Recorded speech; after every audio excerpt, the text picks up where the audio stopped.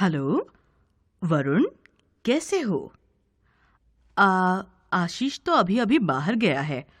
हाँ, मैं उसे बता दूंगी। यह आशीष का घर है। अभी आपने देखा कि फोन की घंटी की आवाज सुनकर आशीष की मम्मी ने फोन उठाया। फोन वरुण ने किया था। वरुण से अपनी बात कहते समय उनके मुख से कुछ ध्वनियां निकलीं। वरुण का छोटा भाई रेल की छुक छुक की आवाज सुन रहा है। उसने भी रोते समय अपने मुख से कुछ आवाजें निकालीं। वरुण की मम्मी ने घंटे की आवाज सुनकर समझा कि दरवाजे पर कोई आया है। हम प्रतिदिन अनेक ध्वनियां, आवाजें सुनते हैं और बोलते हैं, जैसे घंटी की ध्वनि, टेलीफोन की ध्वनि, गाड़ियों के हॉर्न की ध्वनि। हम जो ध्वनियां सुनते हैं उनमें से कुछ समझ में आती हैं, कुछ समझ में नहीं आती।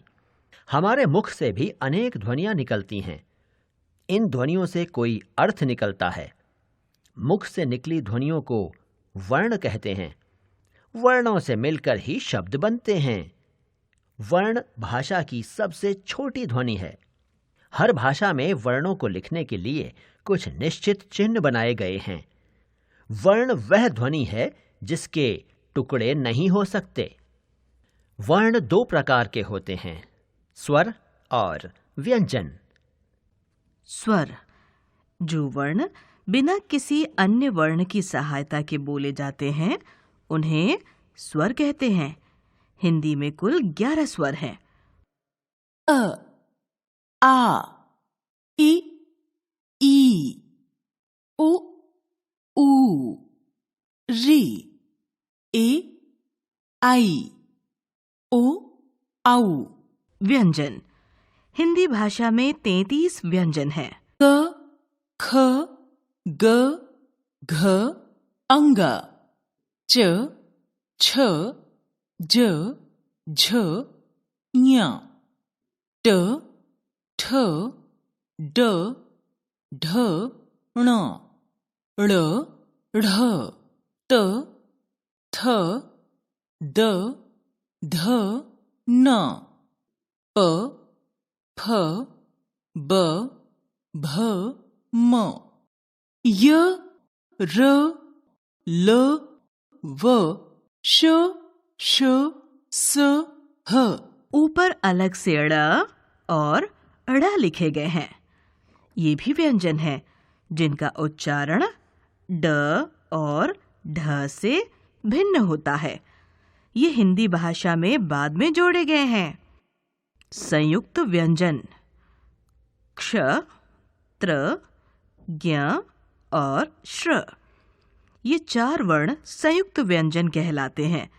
ये दो व्यंजनों को जोड़कर बने हैं, जैसे क जमा श बराबर क्ष बराबर क्षमा, त जमा र बराबर त्र बराबर पत्र, ज जमा इय बराबर ज्ञ बराबर ज्ञान, श जमा र बराबर श्र बराबर श्रमिक।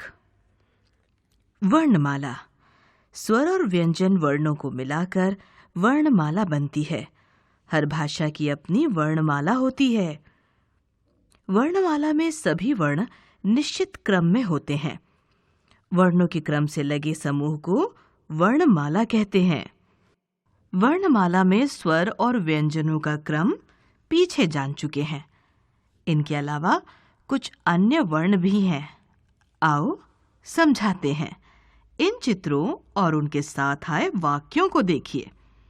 पंखा घूम रहा है, बच्चा हंस रहा है, प्रातः हो गई है। वाक्यों में रंगीन चिन्ह देखें। इनके भी नाम हैं। अनुस्वार, अनुनासिक, विसर्ग। अनुस्वार, कंघा, घंटी, बंदर। अनुनासिक, मूंछ, आँख, चांद। विसर्ग, नमः, अतः, प्रायः। आओ दोहराएं। वर्ण वह ध्वनि है जिसके और टुकड़े नहीं हो सकते। वर्ण के दो प्रकार हैं, स्वर और व्यंजन। व्यंजन स्वरों की सहायता से बोले जाते हैं। संयुक्त व्यंजन दो व्यंजनों को जोड़कर बनते हैं।